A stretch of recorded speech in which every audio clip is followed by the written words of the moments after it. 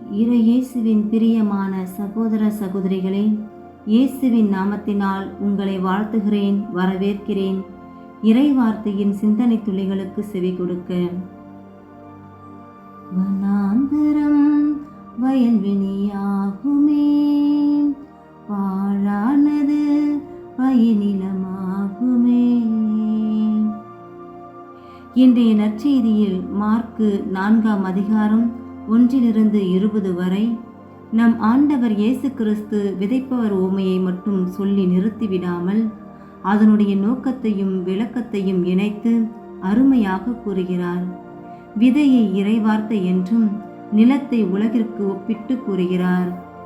ஆம், ஆண்டவரின் வார்த்தையான இறைவார்த்தை நமக்கு வாழ்வு கொடுக்கக்கூடியது, நம்மை அன்றாட வாழ்விக்கக்கூடியது.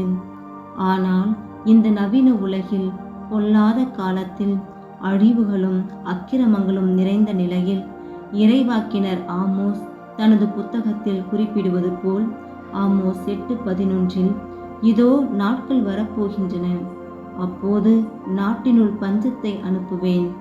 அது உணவு கிடைக்காத பஞ்சமோ நீரில்லாத வறட்சியோ அன்று, ஆண்டவரின் வாக்கு கிடைக்காத பஞ்சமே அது.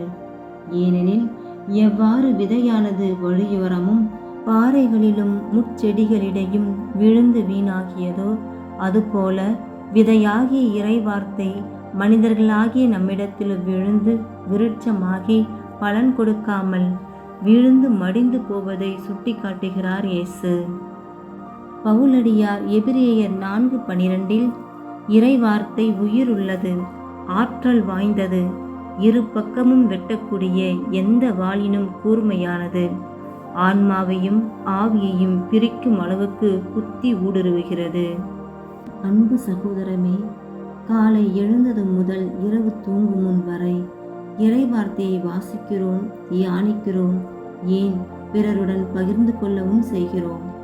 ஆனால் வாழ்வாக்க முயற்சி செய்திருக்கிறோமா? சிந்திப்போம்.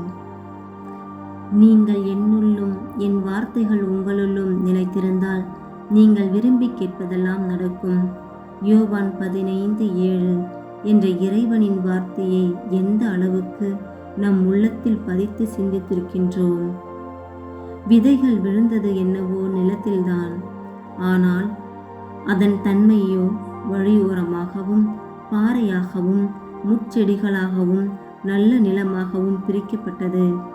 அதுபோல இல்லறம் துறவரம் என்னும் நிலத்தில் வாழ்ந்து கொண்டிருக்கும் நாமும் இறை வார்த்தையை கேட்கிறோம். ஆனால் 30, 60, 100 பயனளிக்கிறோமா? இறை வார்த்தையை கேட்கும் நாம் சிறு சிறு துன்பங்களும் சஞ்சலங்களும் சலங்கை கட்டி ஆடும்போது இறை வார்த்தையின் மேல் நம்பிக்கை வைக்கின்றோமா? அல்லது தளர்ந்து தடுமாறி கீழே விழுகிறோமா? கேட்க செவியுள்ளோன் கேட்கட்டும் என்று அழைப்பு விடுக்கும் இயேசுவின் வார்த்தைகளுக்கு நம் இதயங்களை திறந்து இறை வார்த்தையை உள்வாங்கி நாமும் நம் அர்ப்பண வாழ்வின் மூலம் 30, 60, 100 பலன் கொடுக்க உங்களை வாழ்த்துகிறேன். இறைவன் என்றென்றும் வாழ்த்து பெறுவாராக. ஆமேன்.